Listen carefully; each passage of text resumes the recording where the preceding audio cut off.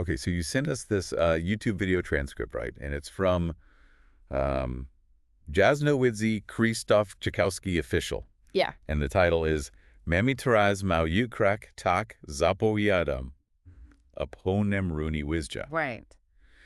And it is, we're going to do a deep dive into this. And what really struck us right away is this blend of like on the ground, what seems like economic observation. Yes. But mixed with like some pretty strong like predictive statements. Yeah, it's a very interesting blend of almost like current events and then this, looking forward kind of element. Right. And so our mission here is to really dig into these ideas, particularly around this concept of a small crash that the speaker seems to believe is happening now. Right. And then this much bigger one that they foresee. Yeah, this is definitely not just your typical, dry economic forecast based on numbers and charts. Right. It's really a perspective that sort of layers current events with almost like a visionary element, a vision of the future. And the video touches on some really key areas, things that are on a lot of people's minds right now. So the current state of the global economy, Yeah. the potential for both recession and inflation, which the speaker ties quite directly to trade policies, specifically mentioning actions taken by Trump. And then it kind of zooms out even further to consider the broader geopolitical implications of all of this.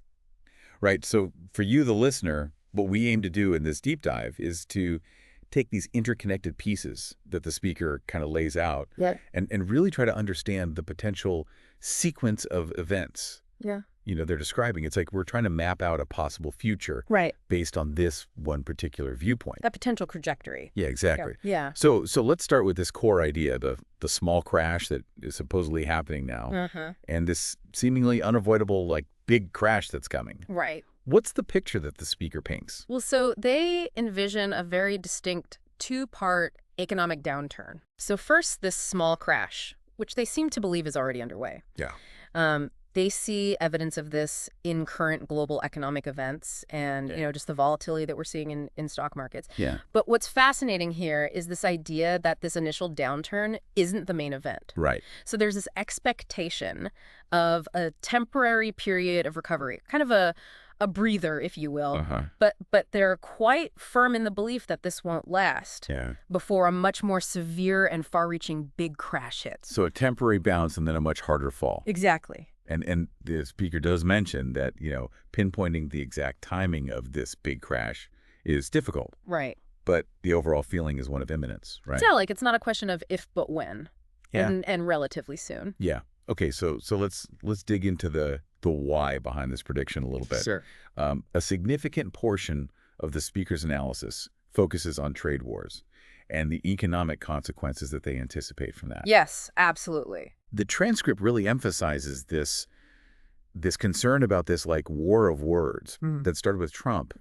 And they specifically mention retaliatory tariffs from China. Yeah. And possibility of similar responses from Europe. Right. So this trade tension is presented as like a primary driver of this, projected economic instability. Right. And it's interesting to note that while the speaker explicitly says they aren't an economist, they offer a very clear perspective on the effects they believe these tariffs are having and will continue to have. And the prediction is that stock values, are likely to keep falling as long as these trade disagreements remain unresolved. Okay. So essentially what's happening is a tariff is basically a tax on imported goods, which makes those goods more expensive, for domestic businesses and consumers. And then this increased cost can be passed on in various ways, leading to higher prices overall and potentially reduced demand as well. Right. And it's not just about the stock market, though, right? No, not at all.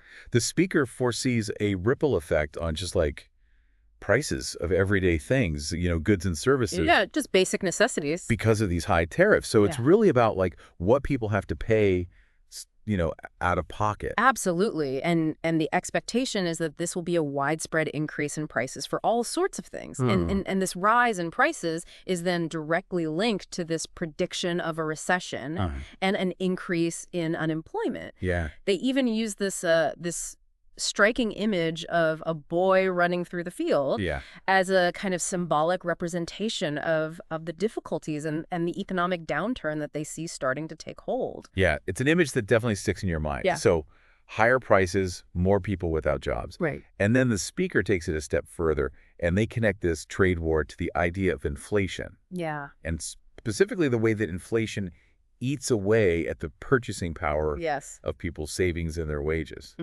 It diminishes what your money is actually worth. Exactly. Yeah. And this is where that analogy of the light switch from the communist era comes in, right? The price jumping dramatically from 37,000 to 57,000 zloty. Exactly. It's a very direct and relatable illustration of how quickly inflation can erode the value of money. Right. In real terms. In real terms, yeah. And they even raise the possibility of hyperinflation. Yeah.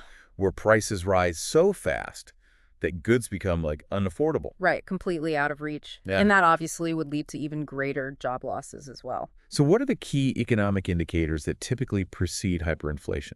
That's a great question. And are we seeing those signals now in the global economy? Well, high inflation is certainly a concern, but hyperinflation generally involves a rapid and uncontrolled increase in the money supply, often coupled with a loss of confidence in the currency and severe disruptions to production. Yeah. So whether those specific conditions will be met in this scenario, as the speaker predicts, remains to be seen. But it is something to keep an eye on for sure. Yeah, it paints a really concerning picture. It does. And it's not just about individual finances either, right? The speaker also talks about the potential weakening of social safety nets in Europe and elsewhere under these economic pressures, and they directly link it to Trump's disruption of existing trade agreements. Right. The argument is that by unilaterally imposing tariffs, without established agreements or negotiations, Trump basically initiated this cycle of retaliatory actions, this full-blown trade war. Okay. And the speaker really believes that this trade war will inevitably deplete people's savings and significantly lower their overall standard of living. And it's interesting that they specifically mentioned that Russia and Belarus were like exceptions to these U.S. tariffs because of their relatively low trade volume with America. Right. They single them out as being somewhat insulated from this. Right. It's specific detail, but it hints at like their broader understanding of the situation. Yeah, it shows they've really thought this through. Exactly. Now, the implications aren't just economic, are they? No, they're not. The speaker also delves into like the geopolitical ramifications of all of this. Right. Suggesting a shift towards a new world order. That's a pretty loaded term. It is. Yeah. Yeah, so we've heard how the speaker believes these trade wars will kind of cripple economies. Right. Now, the video takes a step further and suggests that these economic tensions actually have significant geopolitical ramifications. Yeah, this is where things start to get really interesting. Okay. So the speaker expresses a lot of worry about increasing global instability, and they suggest that all of these numerous economic and political flashpoints are bringing the world dangerously close to a global war. Yeah. So there's a palpable sense of heightened anxiety about the near-term future. Yeah. And this trade strategy employed by Trump is interpreted by the speaker as a deliberate attempt to force submissiveness from other nations. Yes, a very pointed critique. Yeah, and they use the example of imposing high tariffs on a less wealthy country like Laos to kind of illustrate this point. That's a strong claim. It is. What in the video's analysis leads the speaker to that conclusion? Well, the interpretation seems to be that the U.S., through these trade dependencies, is seeking to gain greater leverage over other countries. Leverage in what sense? Well, in multiple senses, geopolitical, financial, economic, trade, you name it. Okay. And this, according to the speaker, is a very calculated strategy. And alongside this, the prediction of further significant drops in the stock market is repeated. Right. So they really see this as a major trend. So it sounds like they believe this isn't just about economic competition, but a fundamental reshaping of who holds power on the global stage. Exactly. And this leads to this really interesting idea that Trump might be intentionally creating financial chaos. Yeah, almost like controlled demolition. Yeah. What do they say about that? Well, the speaker suggests that Trump's actions are deliberately causing this financial turmoil with the aim of establishing new global rules. Right. And creating a new alliance strategy. Okay. And this new strategy would be built around the principles of trade sovereignty and continued dominance of the U.S. dollar. Right. So a very America-centric view. Yes. Very much so. Okay. The transcript even mentions the concept of potential dollar reserve limitations as a tactic to artificially inflate the dollar's perceived value. They describe it as rather unconventional. Right. So the idea there seems to be that by limiting the amount of U.S. dollars held in reserve by other countries, it could artificially increase demand for the remaining dollars, thus potentially raising its value. Okay. It's a rather complex idea. Yeah, it does suggest a desire to make the dollar seem more stable and increase its strength in global markets. Exactly. The speaker also mentions this, strange feeling they have. Yeah, this is where it gets a little more speculative. Regarding Trump's potential involvement in or influence on the Ukraine war. Okay. Possibly aligning with Putin's narrative of, global colonization. Yeah. So this is obviously a more speculative element, but it highlights the interconnectedness the speaker perceives between these various global events. Right. So they're seeing these economic things, these geopolitical things, and even this war all kind of tied together. Exactly. It's all part of the same larger picture. Yeah, it paints a picture of a really dramatic shift in global politics. It does. And then the speaker also makes this pretty significant claim about American democracy itself. Right. This is where things get really thought-provoking. Yeah. So the assertion is that American democracy is undergoing this transformation, moving towards a system more akin to China and Russia. And this system is characterized, according to the speaker, by a state-controlled economy and a form of moderate totalitarianism, signaling the end of what we currently understand as pure capitalism. That's a huge statement. It is a very significant assertion. What specific evidence or trends does the speaker point to support such a fundamental shift? Well, the video doesn't offer specific data points here. Okay. But rather a broader interpretation of current political and economic trends, suggesting a move towards greater state intervention and control. Right. So more government involvement in the economy and in people's lives. Exactly. And they don't see this as a temporary blip, right? Oh, right. They see this as the first step towards a long-term decline in living standards. Right. And a loss of hope for improvement. Yeah. Okay. So pretty profound statement there. Definitely. And they also touch on this idea that America feels threatened by the rise of China and the BRICS nations. Yeah, particularly this possibility of a common BRICS currency. Right. And that Trump's actions are a desperate attempt to kind of protect the U.S. and the dollar's global standing. Okay, so moving on to the specific concerns for Poland and Europe. Right. The speaker expresses this great unease and fear about Poland potentially being drawn into significant trouble. Yeah, they convey a very strong sense of worry regarding Poland's future. Right. And there's a specific concern that even leaving Poland for a short trip might become difficult due to border closures. Okay. And they even say possibly even within this current year. The idea of border closures within Europe this year is pretty alarming. It is. What's the specific chain of events that the speaker believes would lead to such a drastic measure? Well, the video links this to the broader geopolitical instability and the potential for rapid unforeseen escalations. Right, so things can change very quickly. Exactly. And this unease extends to the economic situation as well within Poland and Europe. Right. With a prediction of high inflation leading to rationing of goods, which is reminiscent of the communist era. Right. They draw a direct comparison to the past. Yeah. Recalling times when essential goods were rationed and difficult to obtain.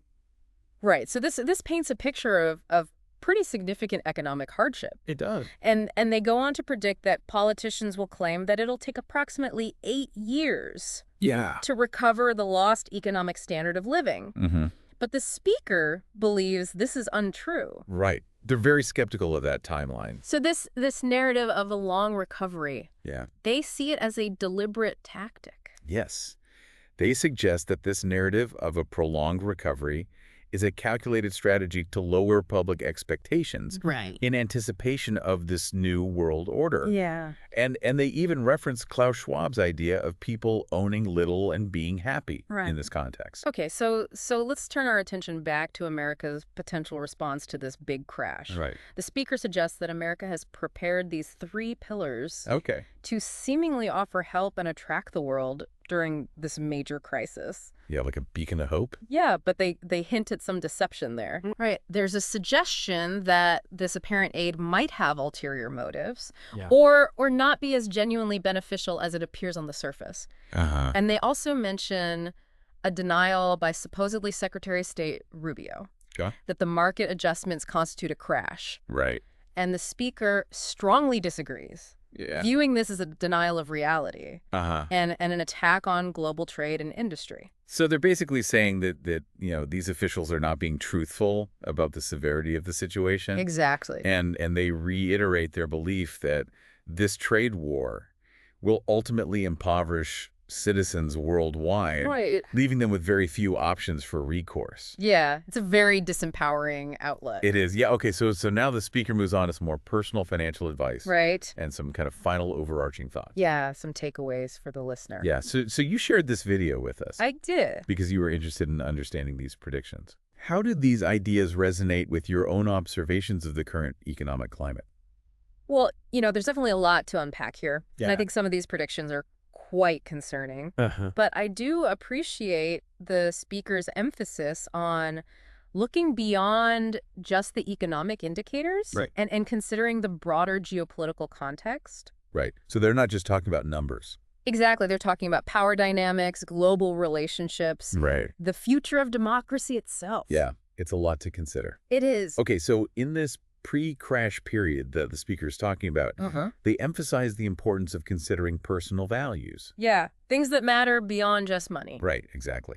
And their advice to those with savings is pretty interesting. Yeah, they urge people to take a responsible and critical look at the situation, highlighting the vulnerability of currency values in a trade war environment. So basically saying, don't just assume that your money is safe. Exactly. At a savings account or whatever. Right. Okay. And they suggest considering certain arguments for how to protect savings against potential devaluation.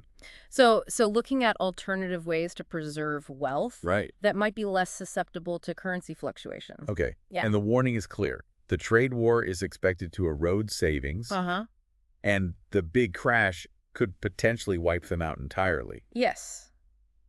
That's the worst case scenario. Yeah. But it's a possibility that people need to be prepared for. And they also make this point that the trade war will reduce the real value of fixed incomes. Right, because of the anticipated rise in prices. Yeah. They use the example of, reduced purchasing power for something as basic as shoes. Right. So even if your income stays the same, your ability to buy things goes down. Because everything is more expensive. Exactly. And they specifically address a question about the impact of the crash on Belarus and Russia. Right. Referencing their earlier point about the lack of U.S. tariffs on these countries. Yeah.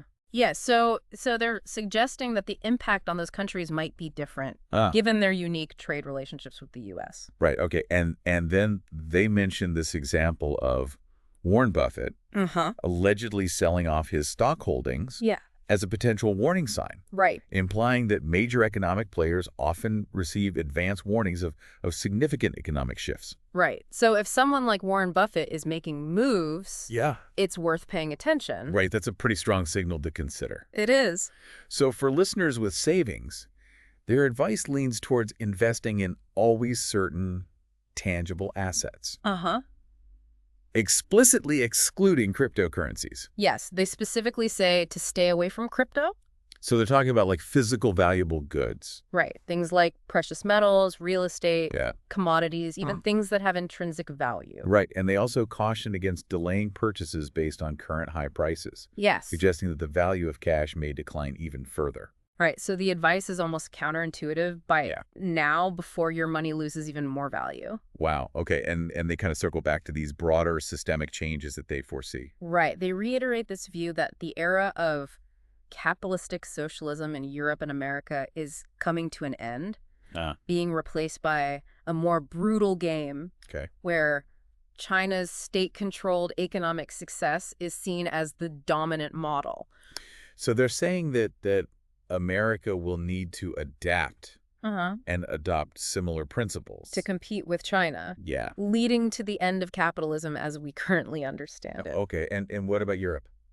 Well, they say that Europe will either need to adapt to these changes or risk a rapid disintegration of the EU's power. So basically saying that the EU could fall apart. That's what they're suggesting. Okay. The final takeaway regarding Trump's trade policy is framed as like a weapon being wielded against all nations as he waits for others to concede, potentially leading to widespread impoverishment and a necessary adaptation to a lower standard of living for citizens globally. It's a very stark and rather pessimistic outlook. It is, yeah. It's a sobering perspective on the potential future. Well, thank you for entrusting us with this deep dive. Of course. Into the predictions and analysis from this Krzysztof Jackowski video. It was my pleasure. It's certainly complex and potentially unsettling content. Yeah, there's a lot to process. We want to reiterate that our focus today has been on understanding the perspectives and claims presented in the source material.